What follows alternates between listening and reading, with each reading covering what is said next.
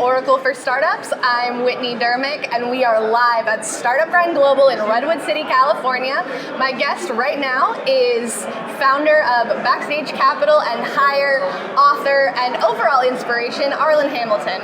Arlan, thank you so much for being with me. Thanks for having me. So we're at Startup Grind. There's a lot of content going on. What is the message that you are trying to get across here? Oh, there are many.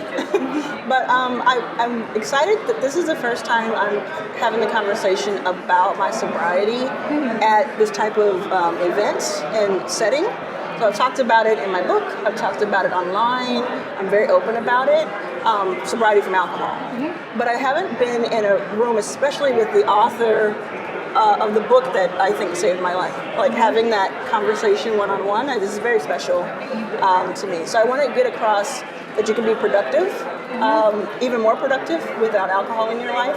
But we're not here really to tell people to stop drinking alcohol because not everybody has a problem. But it's for people who that might be suffering in silence a little bit, and they don't, or they're like, is there something wrong? Could I pull back a little bit on it? Sure. And we want to make it more mainstream. Like you have alternatives. Like you don't have to do everything that's around drinking. You think about going to tech events and going to social events. Everything is like happy hour, this, that, and the other. And that's fun sometimes. Sometimes you just want to be in the moment, but you're kind of peer pressured, even as adults. Right. So I just want to, one of the main things I want to talk about during our conversation is you can be really successful and fulfilled without it. And I found myself that way. Right. And joining you on stage will be Annie Grace, the author of This Naked Mind. And I see that combination as kind of publishing and writing and sobriety coming together with the entrepreneurial space. Yeah. So how do you see those two things coming together for your conversation? Yeah, that's what I find so interesting about this, because when I was first talking to Oracle about this, I was like, this is so cool. We don't know what's going to happen. We don't know how it's going to be perceived. I think there are going to be some people who have preconceived notions going into it, or there'll be people there who just want to kind of hear our perspective and keep it going. But I think when you talk about productivity, everybody wants to be more productive. Yes. Everybody wants to have an edge. I've got one of the best edges that I can think of, because in my life, I had so much that went wrong, and then things started going really right for me, but there was still that one thing that was holding me back. And I have the answer of how to kind of get over that hump if you're there. I think it's interesting, even if you're not thinking about stopping drinking, or even if you don't drink now, right? Yeah. I think it's an interesting topic. Yeah, it's an invitation to address whatever it is that's holding you back. Yeah. And I think in a room full of entrepreneurs, we're all high performers. Everybody wants to do more, be more. Yes. And there might be something holding them back. Yeah. So what feeling are you hoping that people will walk away from your session with? I want people to feel like they're not alone. I want them to feel not ashamed, but more empowered in any way. If I can get that vibe from people, just a few people feel that way, I think we would have succeeded. Yeah. Would you agree that empowerment is a theme that runs throughout the businesses that you create? Yes. If you think about Backstage Capital, I built Backstage with my team to empower founders, underrepresented founders, underestimated founders, and there's this confidence that radiates out of tech now from that population, and I think a lot of it has to do with Backstage's work the past decade. And then we started HireRunner.co, which is fractional operations recruiting.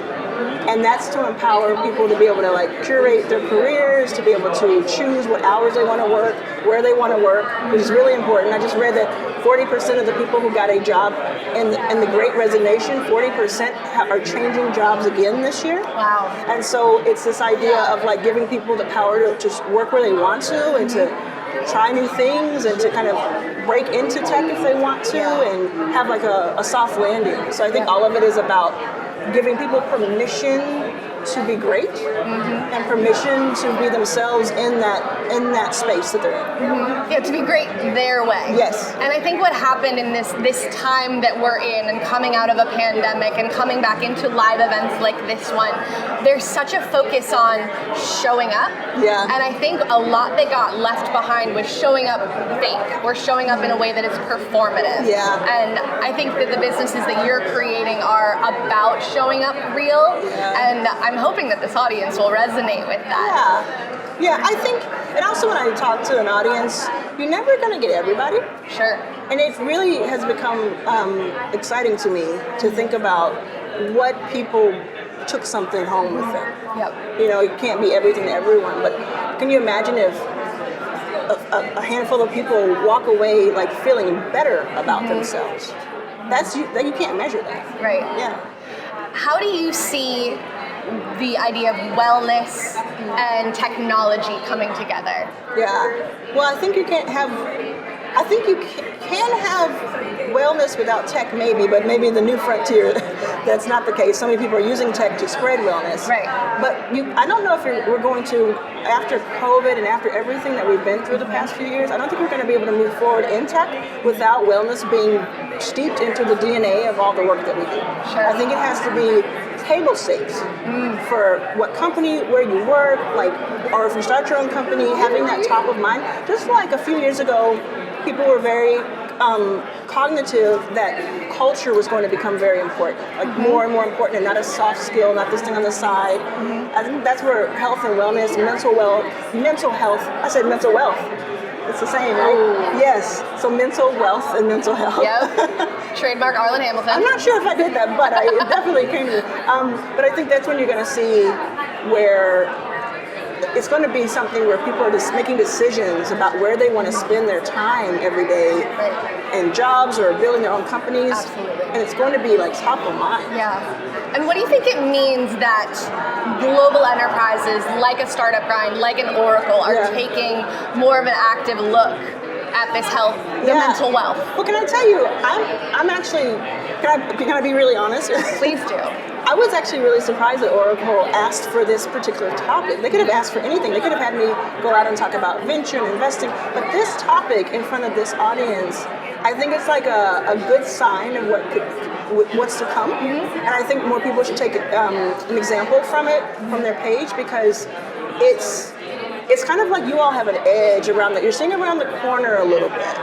And I think that having something with this kind of, name recognition, it gives it even more credence than it should already have. And so I think they kind of balance each other out. One feeds the other. Right. Yeah.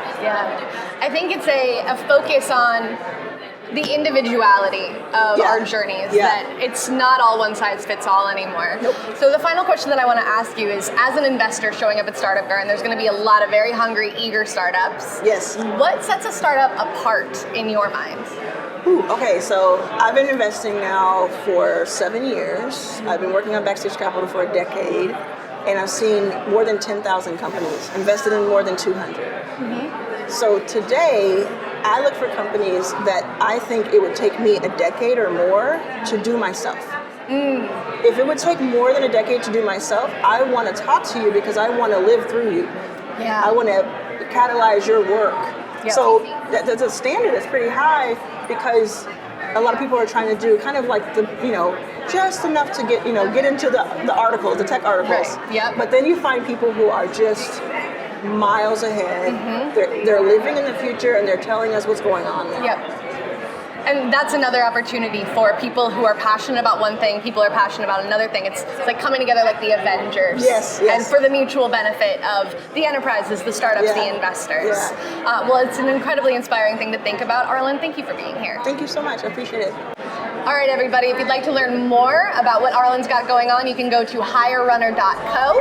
If you want to learn more about Oracle, head to oracle.com/startups, and definitely check out This Naked Mind by Amy Grace.